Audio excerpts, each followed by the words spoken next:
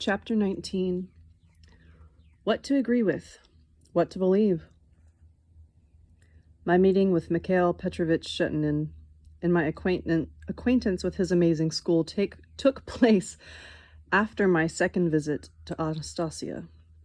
After seeing this school, I had virtually no lingering doubts about Anastasia's pronouncements on raising children, or about the way she communicated with our son. But back there in the taiga, everything within me had rebelled against her. I did not want to believe her, at least not everything she said.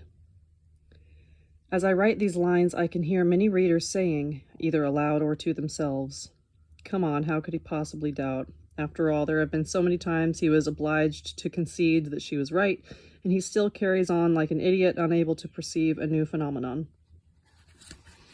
My daughter, Polina, sent me a video cassette from one of the readers' conferences. I watched as a scholar from Novosibirsk by the name of Speransky declared right from the podium. Footnote: Sergei Vladimirovich Speransky, a biology expert with Novosibirsk Scientific Research Institute, known for his experiments using mice to detect extrasensory abilities, a corresponding member of the International Academy of Energy Informational Sciences. End footnote. Megré is incapable of fully grasping what Anastasia says. He hasn't the brains for it. I do not feel offended by him. On the contrary, his whole talk was most interesting. The audience listened with bated breath, and thanks to him, I have been able to comprehend that Anastasia is an essence, a self-sufficient substance. I myself have no expertise in such matters. I have been involved in a completely different line of work. But what about all those who are studying nature or children? Why have they been keeping so quiet, barely uttering a peep about what they know? And even children in their letters to me tell me I should be more attentive to what Anastasia says and does. But I can respectfully assure my readers that I have indeed become much more attentive to her. Nevertheless, I cannot refrain from arguing with her, or from doubting. I cannot refrain, since I am unwilling to admit that I and our whole society are complete idiots. I am unwilling to believe that we are headed down the path of degeneration. Or so I am trying to find at least some justification for our actions, or some reason for saying her worldview is not applicable to our modern way of life. And so, I shall go on trying as long as I have the strength to do so. After all, if I didn't, I would have to own up to not only the fact that she is right, but also to the terrifying situation you and I find ourselves in today. And if we are going to admit the existence of a hell, then we ourselves are paving the road to that hell. Let's just take, for example, the matter of child raising. I'm not speaking just for myself, but for all others in this same boat, and I think there are quite a few of us. I was an average pupil in school. My father punished me every time I got a poor mark. It wasn't just a matter of keeping me from playing outdoors with other kids or buying some toy. It was more severe than that. And all this struck fear into me, a fear greater than the strap. I was always in fear of something bigger. And every time I stepped up to the chalkboard, it was like stepping up to the scaffold. And I used to tear pages out of my dnevnik, footnote, dnevnik, a notebook kept by each Russian schoolchild with a record of his or her marks, ranging from a scale of 1, fail, to 5, excellent. Some children would tear out pages showing lower marks so that their parents would not see them. End footnote. Marvelous school days still ringing, textbooks and notebooks and singing. So fast and fleeting, alack. No one now. Bring them back. Will they vanish without any trace? No, none can ever their memory erase. Marvelous school days.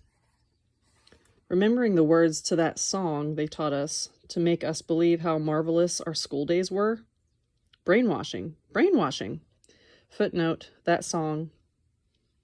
A school song learnt by nearly all Soviet school children in the second half of the 20th century. Those words were written by Evgeny Dolmakovsky, 1915 to 1994, and the music composed by Dmitry Kabalevsky, 1904 to 1987. But we also remember, especially us average kids, and we're the majority after all, how glad we were to chuck those hated school bags aside just as soon as the summer holidays began.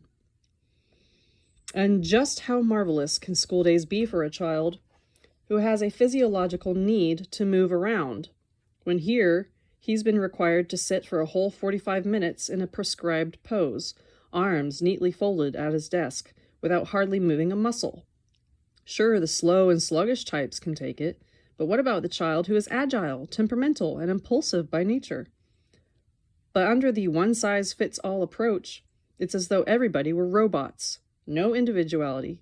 Sit there, or else, the child is told. And the little fellow sits there, trying to endure the 45 minutes, and then, after a 10-minute break, another 45, and then a month, and then a year, and then 10 years. And the only way out is to give in. Most importantly, to resign himself to the fact that he will have to keep resigning himself to these things his whole life long. He will have to live the way society dictates, marry the way society dictates, and go to war directly the order is given. He must unfailingly believe anything he is told. People who willingly resign themselves are very easy to control. Only it's best if they're physically healthy and up to all sorts of tasks. But then they start drinking and taking drugs. But doesn't a man do this to escape, even if for a moment? Doesn't he try to escape from his prison of utter subjection to something his heart and soul cannot possibly comprehend? They don't, in fact, pass all that quickly, those school days. They drag out in torture periods of 45 minutes each. Our great-great-grandfathers, grandfathers, and fathers believed, and we believe today, that that's how it should be, that the child is basically ignorant, and that he must be forced into things for his own good. And so today our children, our Vanyas, Kalyas, Sashas, and Mashenkas, attend school too. And we today, just like our forefathers centuries ago, believe that we are sending them there for their own good, for knowledge, and for truth. And this is where we must stop. Let's seriously think about it. Footnote, Vanya, Kolya, Sasha, Mashenka, diminutive forms of Ivan, Nikolai, Alexander, Alexandra, and Maria. Typical Russian names, respectively. Let us remember Russia in the pre-revolutionary days. Our great-grandfathers are sitting at their school desks, not yet grown-up children. They are taught religion, history, and what kind of life they are supposed to lead. Those that don't learn by rote are slow to grasp the proffered worldview that they're told, and get a sound drubbing on their hands or head from the teacher for their own good. But then the revolution comes along, and all of a sudden adults acknowledge that what the schools have been teaching the children is rubbish and brainwashing. Everything old is thrown out of the classroom, and a new indoctrination takes its place. Religion is sheer nonsense. Man is evolved from monkeys. Put on red scarves, form up in lines, read poetry, and above all, glorify communism. I'm sorry, I did a British accent. It totally doesn't fit there, but oh well. Footnote, put on red scarves. Red silk scarves worn during the Soviet period by the so-called pioneers, school children 10 to 15 years old, whose uniforms bore a superficial resemblance to those of the Boy Scouts and Girl Guides in the West. And so the pioneers glorify communism, read poetry at the top of their lungs, and give honor to adults. For our happy childhood we thank you, our native land. And once more, those who don't try hard enough are subjected to deprivations, beatings, and public condemnation. Whew. Are you pissed off? I'm pissed off. No, that was not in the book. But then, in our own era, before our very eyes, all of a sudden new directives are handed down. Take off the red scarves. The Red Plague overcame us. Communism, that's nothing but terror and hypocrisy. Men from monkeys, sheer rubbish. We have a different progenitor now. The market, democracy, that's the truth. Where the truth is, and where false dogma is still by no means clear. But children once again are sitting at their desks without so much as a stir. And over by the chalkboard still stands a teacher as strict as can be. For ages, children have been under the shadow of spiritual sadism, like a ferocious beast. Invisible and frightening, it tries to chase each newborn child as quickly as possible into a kind of invisible cage. The beast has some faithful soldier allies. Who are they?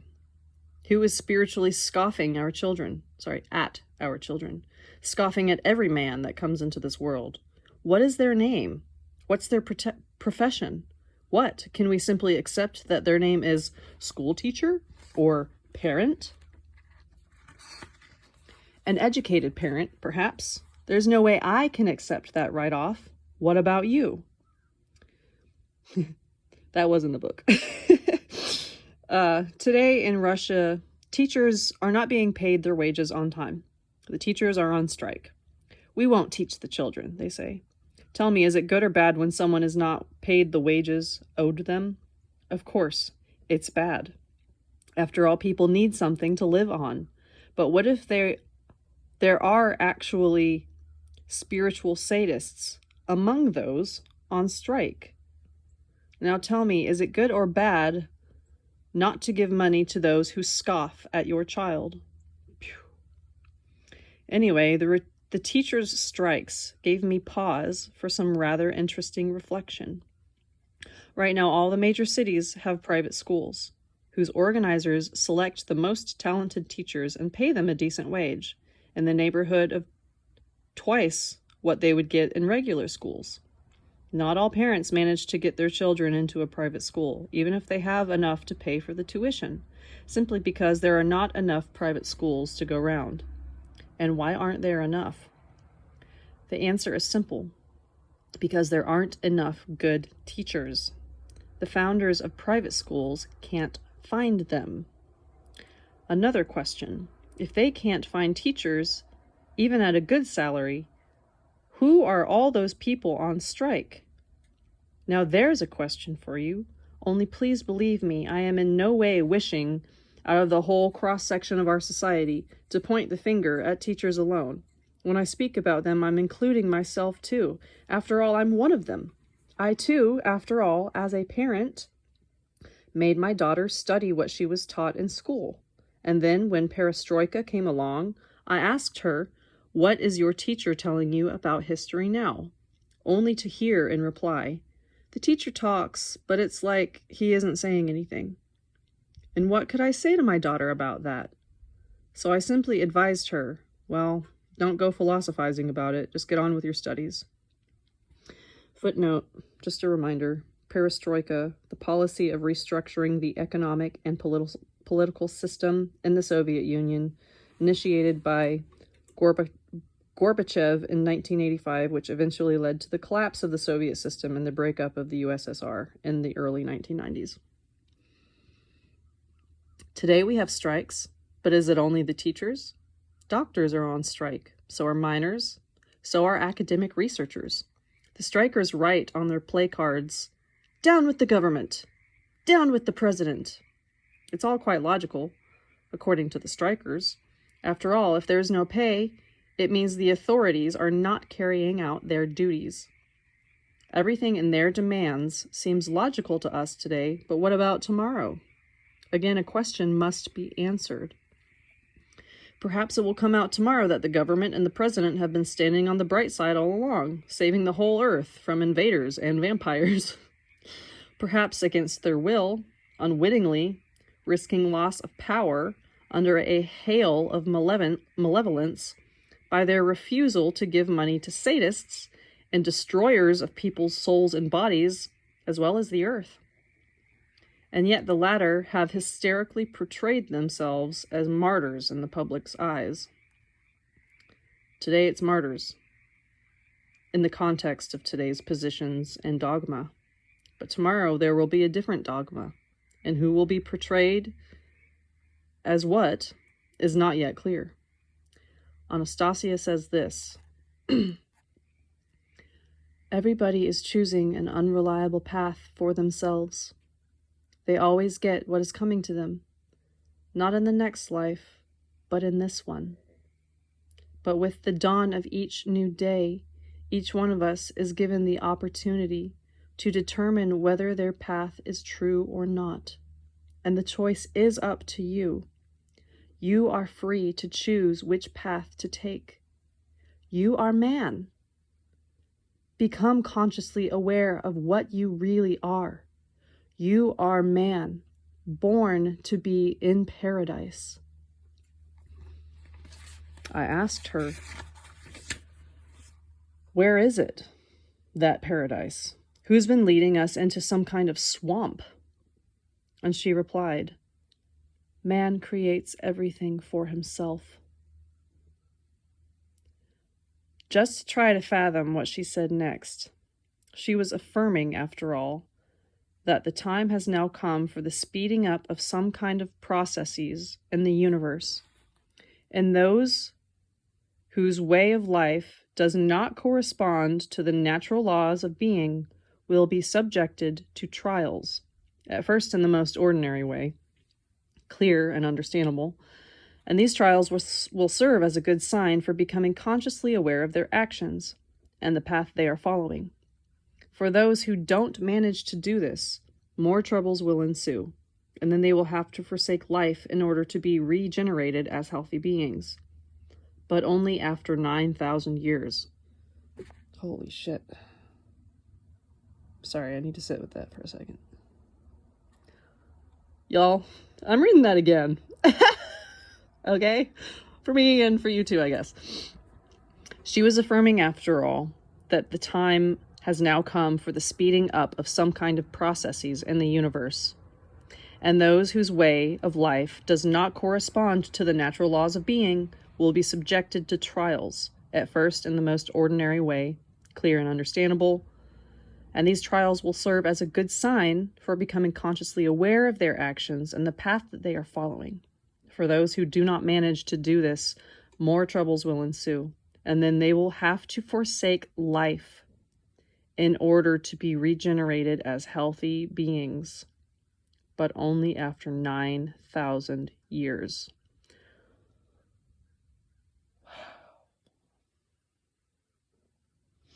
I just needed that to land a second time. Whew.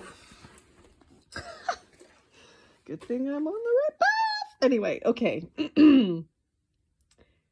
And it turns out, according to her, that miners tearing open the veins of the earth, that modern medical doctors thrusting themselves into genetic engineering, scientists inventing deadly products, all these have already been shown the first sign in the form of their rejection by society and their failure to achieve financial peace of mind. Those of them who possess material goods today suffer even more from lack of moral satisfaction, as they are subconsciously aware of how harmful their activity is and how it is bringing no real good to anyone. I tried to object, arguing that coal was needed for factories, but she countered, "What factories?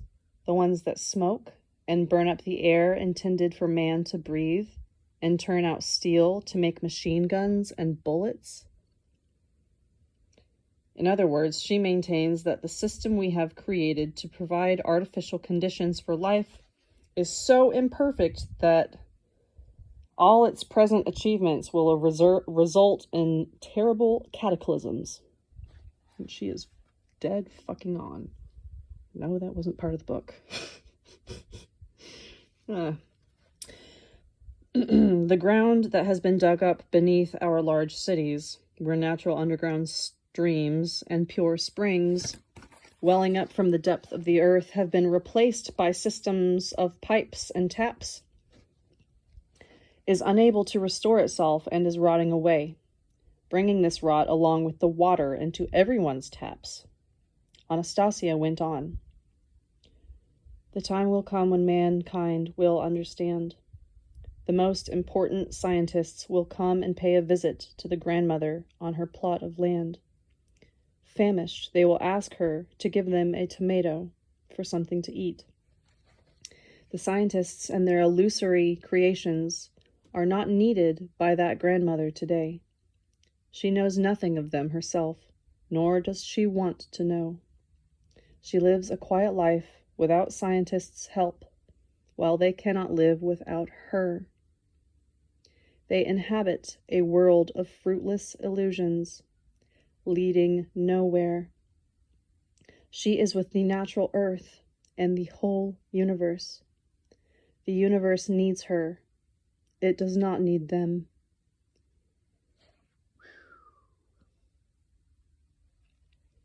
I tried to object to that. If we don't produce weapons but only take care of the land, we'll become weak and risk being easily conquered by technologically advanced powers that do have weapons. They are having a problem protecting themselves from their own weapons, replied Anastasia, and from the social cataclysms these weapons engender. Sure, I said. They will abandon everything and come after our grandmothers on their plots of land. Come after your Dachniks with their machine guns, and our grandmothers will have no machine guns of their own to fight back. But will they get that far? What do you think? Will they not fight to the death amongst themselves over our grandmothers? Footnote: fight over our grandmothers. The Russian phrase here involves a play on words. It can also be understood in the sense of fight over money. So there you have it. If we're not going to argue with Anastasia and simply trust what she says, then we have to admit to ourselves that we are complete idiots. Nothing but fruit-hungry worms. That's not something we're willing to own up to. So not understanding, perhaps, everything in Anastasia, I am trying to find at least some sort of justification of what we have been creating in our world. And should I not be able to find any reasonable justification, should I be obliged to admit that the path we are following is completely untenable, then, and what then? Let's think about it a bit. Perhaps we should give our children the freedom to grow up without our dogma, and then ask the children where and which way we should go.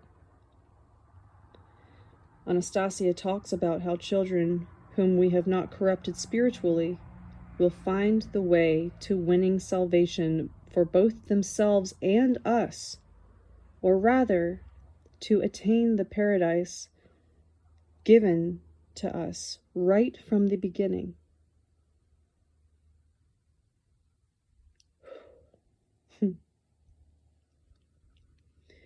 It turns out everything in our world is simple, yet not so simple. Why? Tell me, why not extend the experience of academician Shettinen's school to other places? Why not set up at least one such school in every major city? Well, it's not all that simple, it turns out. I asked Shetinin to set up such a school in Novosibirsk, and he agreed. But who is going to provide the space? A good question. I asked Shetinin, and what if people can be found in other cities to set up a foundation? Would you be able to organize at least one such school in various cities?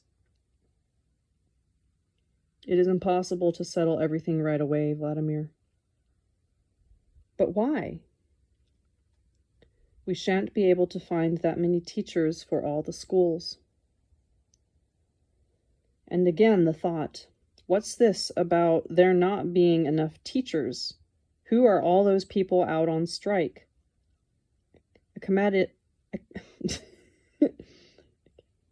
Academician Shetinin's school is a regular government-supported institution.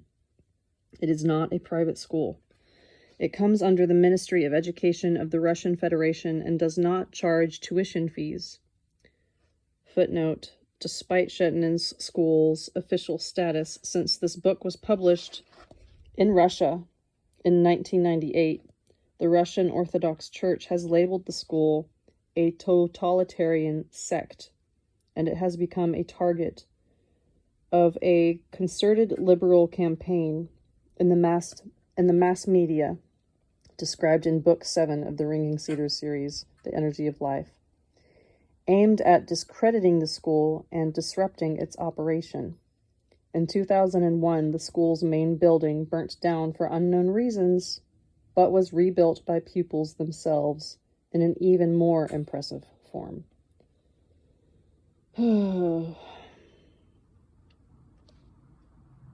But why is it located far away in the mountains, in a ravine? Why? And why was there an attempt on Academician Shetinin's life? And why was his brother killed? And why do the Cossacks help guard the school? Footnote, Cossacks, the descendants of a race of independent professional warriors who traditionally hired out their services to the ruling authorities, especially in Caucasus. Who doesn't like this school? Who is interfering with it? I was invited to a meeting with the Education Committee of the State Duma. Footnote, Duma, Russia's national parliament. Officials there had read the first two books, Anastasia and The Ringing Cedars of Russia, and there were people on the Duma Education Committee who shared and understood Anastasia's views. Good people. I told them about Shetinin. They know him very well and have great respect for him. Then what's the problem? I asked. Why is nothing changing in the education system in this country? Children are suffering as they did before. Every time they step up to the chalkboard, it's like going to the scaffold, and they sit still at their desks without stirring. I was saddened by their response, which unfortunately has tragic consequences for those who are still children today. Paradoxically, it is the teachers themselves, who have turned out to be an insurmountable barrier, as I heard and understood this gruesome reply. What would become, tell me, of the whole raft of academic titles and degrees, the countless dissertations on the subject of child raising? What would become of our research institutes? After all, they've worked out a whole system. The machinery has been set in motion. It's a flywheel that can't be stopped with the wave of a wand. Anyone who has defended a doctoral thesis, especially one who has achieved professional rank, is going to stick as hard as he can to his own views.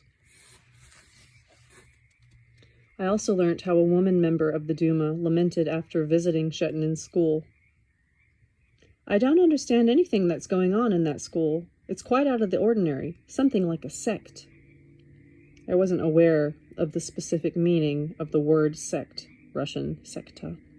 Later, I looked up the definitions in the dictionary, which reads as follows.